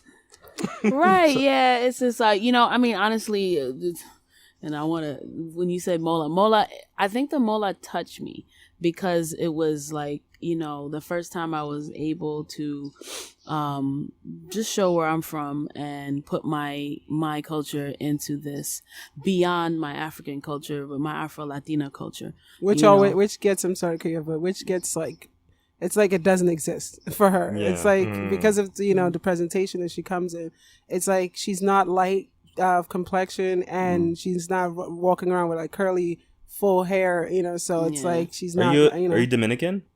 Panamanian. Oh, okay. Oh. Yeah. Okay. I'm sorry. Yeah, that's fine. Yeah. So it was fun. We premiered it in our store, and it was like just the playing of Spanish music, and it's something that I grew up obviously listening to, and even just going to clubs, New York, they play everything, and I was just like, I don't care who's gonna be not dancing or whatever at this premiere, they're gonna listen to some Mark Anthony today, Hector Lavoe. right? And we were, dancing, and it was like a moment I just felt really proud to share that with people, and so that's it's like the unspoken favorite, but I would never tell the other kids. Not even that the Mola, I wouldn't even tell them. I would just keep it in my heart and be like, "You gonna get that extra cookie." Does that frustrate you though? Like that like you have to explain that to people. Like, I guess I'll say whatever. I've been dating someone who is whatever. It's fine. I'll say it. I've been dating someone who's like half white and half Japanese, and so John was like, but 100% white passing. NDA. Wow. Yeah, I didn't say who it was, and so he comes off as white, but he's also part Japanese. So like sometimes like when he talks about it, people look at him like, "What the fuck are you talking about?" Right. So like, does that like bother you at all? Where you feel like you have to explain that like this is my culture to people, or like you have to feel or explain that you have like access to this when it's you've grown up with it. Like, how does that work for you? Yeah, it used to bother me a lot in New York, because I went to school with I went to a predominantly Latin school where it was like divided, where it was like even the first floor was like, my goodness, walking in through in the subway, like it was like half Puerto Ricans, half Dominicans. And honestly, I felt like anxiety walking on that floor. I don't even remember half the time what it looked like, because I just felt this anxiety because I felt like I didn't belong. Everyone was speaking Spanish, it was like the people that worked there, I didn't even know who they were because I wouldn't go on that floor. And for me, I'm like, shit, this is who I am, but I don't feel it and also because I didn't speak it. If I did speak it more fluently, I probably would have felt more comfortable. And then just traveling, going to, there's a lot of mechanics in New York, and they're where I used to go in the Bronx, they were Latin, and they're already like, come on, they don't speak, a lot of them don't speak English, so I would do things like put my flag. I mean, I was proud of it, but I would do that. I ain't gonna lie, just so they can know while I'm pulling up. Right. Like, okay. No question of color. Right. And I just like add that first little, hola, ¿cómo estás? The little, everything that I know. And then they're like, oh, where you from? Because it's like they always have to know, how do you even know a lick of Spanish? Why, oh, you're a Panamanian, how? And all this, like, and then you tell them Panama, oh, Panama. And then I'm like, yeah. And then now I'm just like, okay, so how much? Like, let's get to it. And then, but there is this camaraderie, which I love. And then I also kind of hate, because why do I need to do all that just to get to that? Yeah. Right. For now it doesn't, but now it doesn't, I'm proud, and I embrace my culture. I did embrace it then, but I'm just more proud to speak it and know that I don't have to come in this mold, to feel like make you comfortable, like, oh, because then people will be like, really? Oh, I would have just thought you were black, or like something like, really? It's also visibility, like you have to, because they don't know, they don't know, they don't see people, like in television. Media has done a great job at pretending like only white people exist in this world, and everybody else are just others. Right. I mean, it's been a while since Celia Cruz has been around, and but they act like she didn't even exist, and things like that. And also we have people from Panama like Ruben Blades. I mean, he was lighter skinned. This man is behind the music of Hector Lavoe, but then also, like I said, he's lighter skinned. So there, and we invented reggaeton that came from Panama, but then Puerto Rico and Daddy Yankee wants to claim it, so there's this thing about that, and it's like, no, this is where it comes from, of a darker skinned person in Panama, and that's just what it is, but it's just about us getting our credit, and also just like being, like she said, visible, and having that confidence to know, like, okay, there are a ton of people like me, and this is what it is, and I'm here, and That's being great. outward with the struggle of the dark skinned people. My question is, so moving to New York, I guess I interact with different kind of Latinx people. In terms of like, in LA, it's mostly like Mexicans and Salvadorians and like people closer to the U.S. border. And less Afro-Latinos are much less common in LA than they are in New York City. So I'm wondering, like, how, like, do you find it to be worse or better in that regard now that you live in LA? Because I would think that it would be better in New York, but I don't know. Right. It's weird, I guess, because it's spread out, and I guess I get more of the questions. I used to get more of the questions in New York. And you would think, because there's a huge Panamanian culture in Brooklyn, so you would think, when you go there, you understand. We know, like, if you run into another Panamanian, you even know the distinction between like how we sound and where we're from. It's like whereas some other places, like if you're somewhere in the Bronx, maybe they might think that we're Jamaican or something. So it's weird, but I think just because I had more encounters. But here, I don't know, people like act like, oh, like, I guess like they've never seen a Panamanian or known, so it's more of an interesting kind of thing, like, oh, they want to know more. In New York, it's just more like, really, like they don't get it. Some things New Yorkers are so rude that as fuck, I don't understand about New York. Or you think, I think that's what it is, because it's like it comes out in this like blunt form, like not so much, oh, I want to know. It's like, really? Like it's this question, and they're like, yes, really. Like, I mean, where have you been? You're in New York. I'm not surprised by anything in New York. Yeah. And when people act surprised about stuff in New York, it blows my mind, because I'm just like, have you even opened your eyes to what goes on here? Seriously, I am even in the hood. If you have lived in the hood, and this is the only place that you've lived, you can just within the hood see a lot of different things that you just don't see in other places. Why are you acting like we live in Alabama? Some people, You know, but I mean here, and it's funny, I have a Panamanian that lives on my block. So I guess for me, it feels right. And then like I see like some flags and I'm like, this is interesting. And spread out in California, I see, you know, and there's a Panamanian Day parade out here in November every year.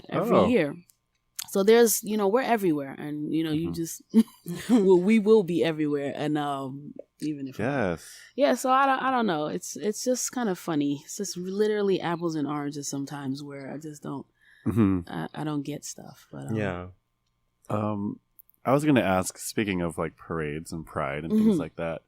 I know that you guys are always showing up for the community in a lot of ways. I know you guys come to the center a lot and show up for like the women's events, and I'm trying to remember the first time I saw Stuzo. I know it's been a while, but I've been following you guys for a while. I think maybe did you guys ever go to Orange County Pride? Maybe no, not that one. Maybe Long Beach. Yeah. Oh yeah, Long Beach Pride. Yeah. But anyway, shade. So I was gonna ask. And I was watching this video that you guys had posted, and you're from Nigeria, and it's illegal to be gay. That's what you had said. Why? What does pride mean to you? Because of, you know, where you're coming from, what does pride mean to both of you? And why is it important to show up at these events? Because I know a lot of folks, like, they're like post-pride mentality. You know, they're like, we don't need pride anymore. It's 2018. Pride's not important. What does it mean for you guys to show up for the community? For me, it's like Dinah was actually my first pride. Wait, time out. Can you explain to the listeners what Dinah is? Because Dinah is like a place where it's a spring break for lesbians, basically. You know, that's what Dinah is. So that sounds like heaven. It was. Listen, the first time I went, I was like, there are people like me. Right. You know, it felt so great to be in that community. You know, of course, you know, afterwards you're like, oh, it's spring break. And you're getting older. And you're like, oh, so, you know. But it's what does that mean? Never for the gets gays, old for me. For gay men, that just means more orgies. Right. You know what I'm saying? Because I'm a gay man inside. So for me, that shit just gets like... That's something I just called her that the other day. She's totally a gay boy. Yeah. I get... Look. Yeah. It's that sophisticated ratchet. I'm just like, look, I do different things, but I'm still going to get down. Like, you know, it's like not the hotel, it's the house, but it's going down at the house. You know what I'm saying? Yeah. One time, because somebody asked me, like, what... Right, always. Shut the fuck up. Somebody asked me what Dinah was, and I, like, just a quick, like, because I didn't have time to explain it, I just said it's like the lesbian version of White Party, but specifically White Party is, like, not where... Like, Ejikeme and I wouldn't go to White Party, because I don't know if you guys are familiar with it happens to, like, a few weekends after Dinah. After or something, But it's a very specific type of gay. Or Latino Oasis, maybe. Because it's more... Aren't there more women of color so I would say... Dinah? Well, that's what I was getting at. I was going to say Dinah's more... sorry.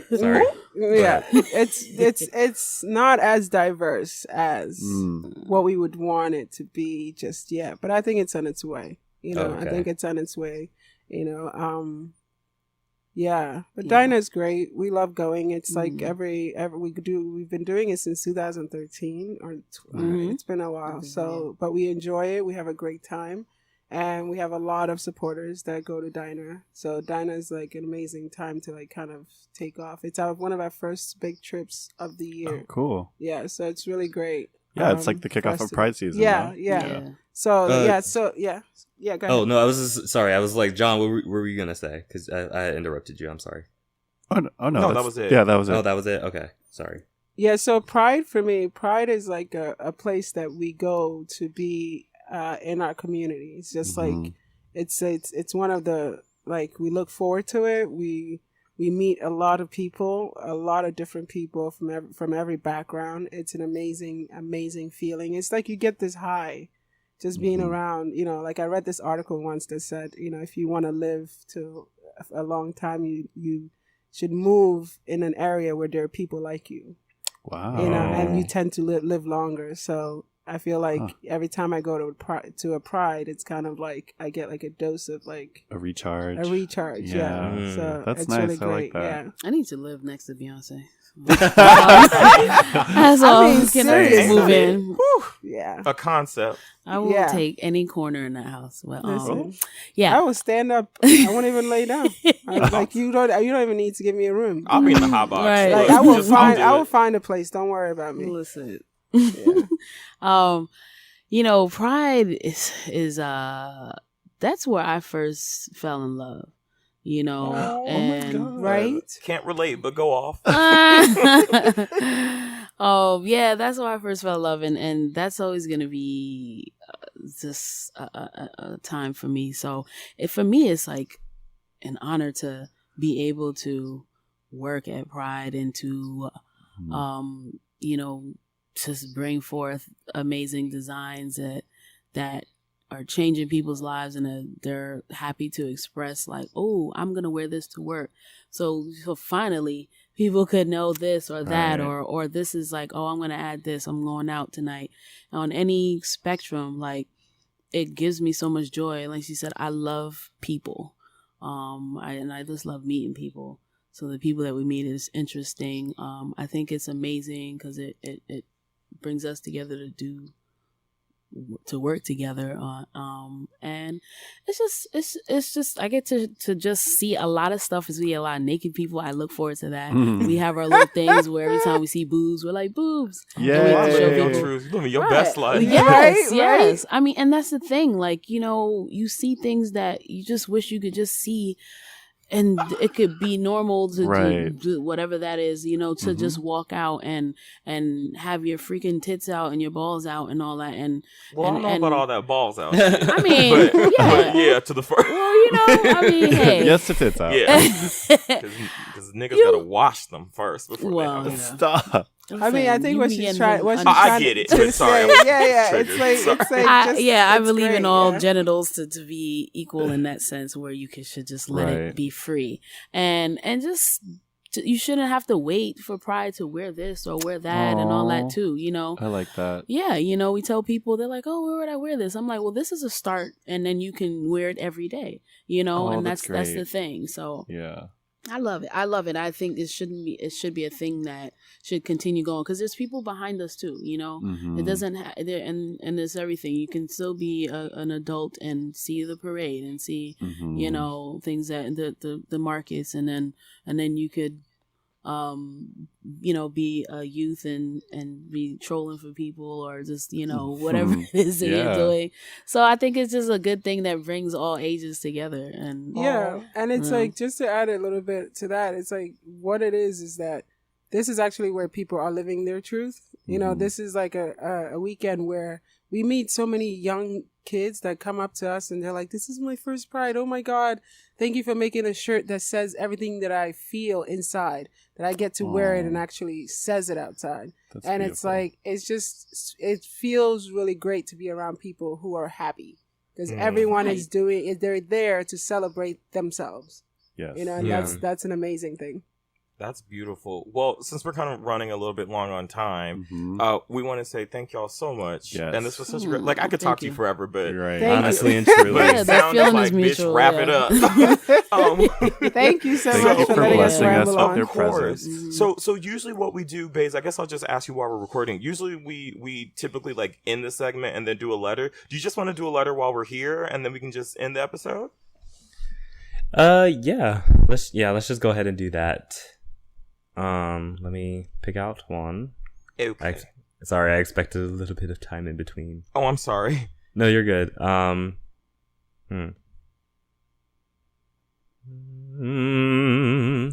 on, guys, do like a little intermission for me while I'm doing the outfit change, like Beyonce's team does. Oh, Like her nails. okay. Let's see. Let's do an interlude. Oh, John, let's do a commercial. I was gonna say, Okay. has your pussy been feeling dry lately? Is it just starved from all of the lack of attention? I think so. I think you're gonna need.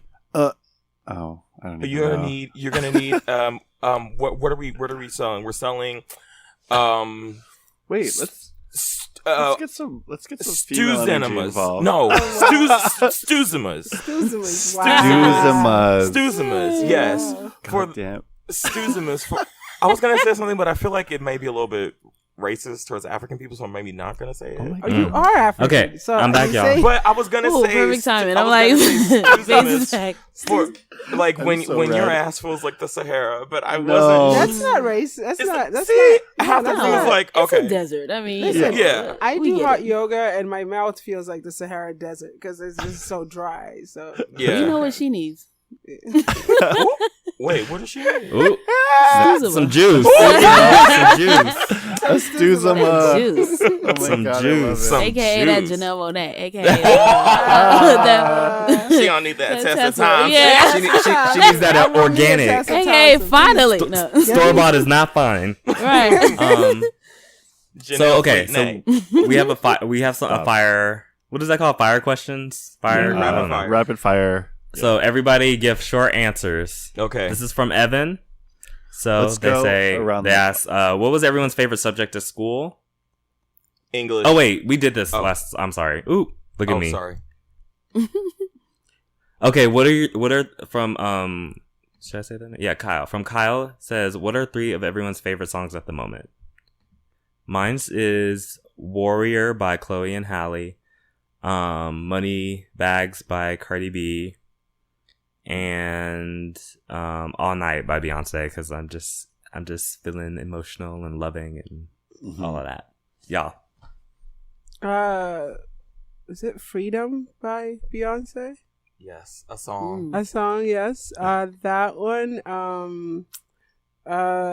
Kendrick Lamar. What's the name of that one? All the stars. All the Stars. And Daniel Caesar. Which one do I want? There's so many of those. Mm-hmm. Which one do I pick? Oh, is it? That's 3. Yeah. Yeah. three. Okay, fantastic. Okay. Fantastic. Stony. Yeah. Oh, sorry. Oh. Sorry, I thought It's okay. the black Yeah, woman let's go. first. Yeah. Oh, Mhm. how sweet. We're going this way. Boot Up by LMA. That's my joint. That is the countryest song I have ever heard. What? Song title. Her name is Ella May. Yeah, but or is it? It's That Oh. sounds like my aunt name. I think Well, it's Ella Mai. She's British. Mm. Yeah, but yeah, Boot Up is like, it just reminds me of like old school R&B. It touches my heart.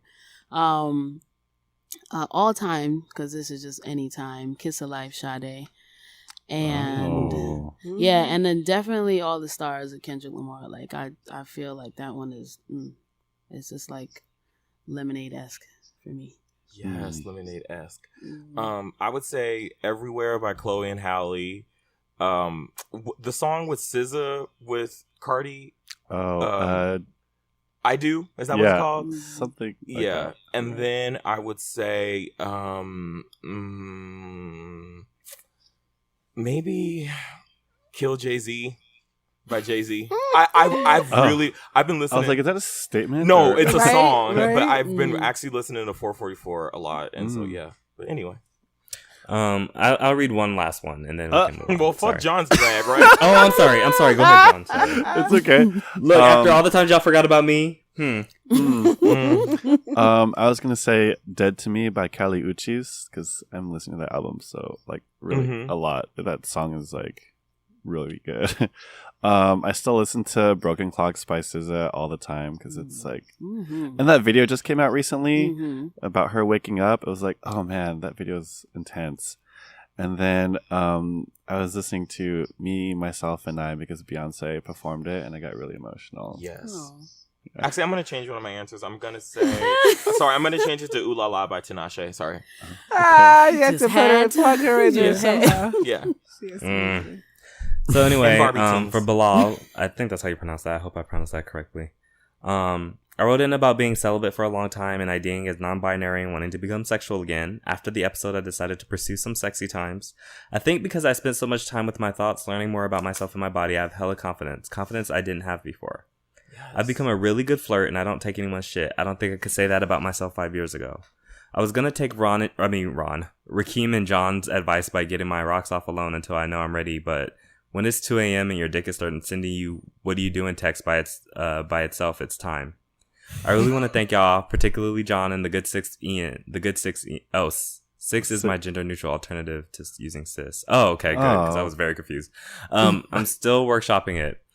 For your advice, I haven't been climbing every back in Chicago, but for the ones I have, the nail polish stayed on. Yeah. Oh my god. So now I have a fun question. If you could plan a trip. So this is the thing that I read at the end of our special episode, or I like paraphrased. If you could plan a trip for you and the other trash bags, money is no object. You have a magical racism, homophobia, transphobic shield. Where would you go? Thanks again. Keeping awesome. All my love. Hashtag protect Ejikeme Bays. Hashtag Black Trash Bags Matter. Yes. I want to name the episode that. Listen. I would take all of us to Japan. I want to go so bad, and especially because my friend Ruben on Magical Boy, shout out, like, we just went to Japan and got engaged there. Like, I want to go so bad because everyone is so polite there, and like, you know me, I'm like a little bit of a weeboo, so I a little bit of a weeboo. Shut the hell up. I want to go so bad, and I want to experience it. I want to go to Tokyo, and I want to go to like the Nara forest where like the deer bow to you. Like I just want to experience it so bad. So that's where we would go. Thank you. John? Renee could experience the 24-hour fitness that's there. Stop. Wow. No, it's Steamworks now, girl. He's in the Bay Area. Stop. Whoops. I want to take you guys to the Philippines because I want you guys to share my culture, and like if I could, you know, if we did have this shield of, you know, anti-homophobia and everything, Yeah. I would take you guys. Philippines is real problematic, but yeah, I want to take you guys there because it's beautiful, and I think it's kind of underrated as far as like vacations go. Like people always want to go to like Japan or whatever. My drag. No, I know that's great. No, I mean, you know, like that's like when people say Asia, like they think mainstream, like they want to go to Japan, China, like but I think the Philippines is like some of the most beautiful islands, and they're like. So what you're saying is people have a preference for the lighter skinned Asians. Sweetie. A word. A word. Well, I just want to tell you, a lot of lesbians go to the Philippines. Go to the Philippines. What? Like, didn't a know lot that. of We know, yeah. What's in that the we Philippines know. that? I don't know. Everyone's been We going see to the beauty, we Philippines ain't looking Okay. at the it. last couple of years. It's like All right, it's lesbians a go-to. know. Sweet Heat Philippines. Philippines edition. Right. So there. go ahead. Okay, so like you were about to forget me again. No, I wasn't. I was about to say, so go ahead. So I actually hit you guys all up about this, and I think I said it on the special episode. I wanted to go to Bali this summer. Yes. I'd probably not just go to one place. I probably would just do like a tour of like a bunch of Asian countries, Southeast and like East Thank Asian you, countries. babes. What? I said thank you. No, yeah, I mean, I would like to go. I would want to go to like Cambodia. I've heard like great things about Cambodia and Thailand and the Philippines, and Japan and even China. I'm nervous about China, but if I get get out of racism free card, then you know it should be lit. Yeah. Yeah, definitely. If we get a racism-free card, a shield of homophobia, and all those great things, and limitless amount of funds, I would definitely go. I would go back to Africa. I would go back Jesus to Nigeria. be a black card. Yeah, I would go back to Nigeria and then go to different countries. I in want to go to Nigeria. Nigeria one day. I've never been. Really? No. I haven't been back since I left, so it's been a while. I was 12 when we left. Where are you from? I was born in Nigeria, and I No. I mean, like, what part of Nigeria? Igbo. I'm Igbo, so my mom is from Owerri, and my dad is from Ngwa. Oh, okay. And you're like, sure, whatever that means. I don't know. I was just like, you know what, girl? He Yeah. tried to play that off. yeah. I never Yeah, so that, and also I like to go back to Barcelona because I grew up in Ooh, Spain. yes. I grew up in Girl. Spain. I love so- Barcelona. Wow, My best Cheetah friend Girls. lives there. One of my best friends lives there. Yeah, and Greece. So those are three Yeah. places. I mean, Yeah. obviously, I like everyone want to go everywhere. So, but I would love to go back to Africa. I say that because you know why. And but I specifically want to go directly. She said, fuck all this shit. Right. I want to go directly to Nigeria, and I would like to bring all of y'all and whoever y'all are dating, and we're just that's so sweet. Yes. And yes. this is that where would it gets be the raunchy because gayest, this is amazing me. most Yes, I amazing. want it to Yes. be gay, and I want it to be raunchy as fuck, and I want to just have like a Nigerian twerking on zebras diner and everything. white Twerking party. on zebras. No, yeah, we gonna have a cannot- Nigerian diner white party, and we all gonna have our Yes. houses, and we're gonna be Yes. fucking in the middle of Nigeria because we can. Yes. And then we're gonna also do other beautiful things. I love But- that you feel like Cruising in the jungle, girl. Yeah. Cruising Wow. in the jungle. Yes. Girl, you're I gonna love end it. up with The Tarzan Jungle or fucking Cruise. King Kong. Keep fucking with. You know what? But I think I have a feeling Tarzan has good dick, sis. Oh Wow. So I you know already what this- look. I wrote a whole post about this on Tumblr. Yeah, I theorized saw it. I saw that. it. Look, It's did you fine. guys Nope, see no, his legs? no. Did you see his thighs in the movie, in the cartoon Tarzan? I tried to. Those were some strong ass thighs. The piston power alone, sis. you know. So that's gonna conclude this week's episode of podcast. A man. We not a man. We want to thank y'all so much for listening to the show. As always, you can find us at Twitter on Trash of Color and Instagram and everywhere else at Podcast of Color. Like and subscribe on our YouTube channel. Yeah, leave some comments and rate the show. And Like then it where on can we iTunes, find please. y'all? And then what's your website and all your social media links? And So you can find Stuzo at Stuzo.com. Can you spell that? StuzoClothing.com. I'm sorry. Wow. Okay. I'm just saying. Yeah. I'm here to Yeah, it's Stu. Thank you. StuzoClothing.com. Stuzo Clothing on Instagram. Stuzo Clothing on Twitter. Stuzo Clothing on Facebook.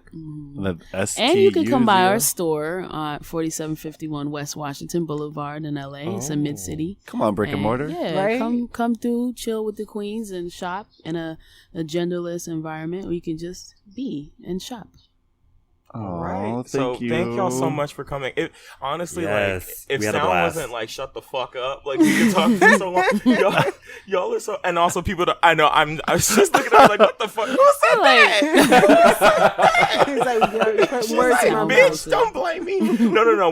We have to like edit the episode and Yeah, everything. yeah. So, Oh, but thank thank you you. so much for coming, and it was such a blessing. And whoa, that's how you know I felt it because I never say that shit. Nah, It was a no. blessing, and it I was have an those honor moments. to talk to y'all. And please do come back. Yes, And- please. Yes. Will, Yeah. thanks for Thank having you us. so much This for was having us. Absolutely. fun Yeah. and It was Thank great you. meeting you, Nigerian Yes. connection over there. Yes. Yeah. Nigerian and Gemini. And Gem, look at Nice. Oh, that. that's a double. double Kindred spirits. double Who stuff who right would there. have thought? Who would have thought A it? double blessing. Right? Aw, For that's all. so DP. sweet. For Yeah. all that come in DP contact blessing. with us. Also, just another announcement. Everyone get ready for Gemini season. It is nearly Yes, upon us. yes, Okay. it's about to Grab be your wigs. on Mercury was in poppin'. retrograde. No. Hide your kids, hide your wife. Listen, y'all need to get ready because listen, it's time. It's time. It's our time. Our time to shine is here. Listen. Y'all gonna I'm shine. gonna Alright. hibernate for the summer. Fuck that shit. Going anywhere. All right, y'all. It's been real. All right, Yes, we'll see you pleasure next meeting you, month. babe. Much Yes. love.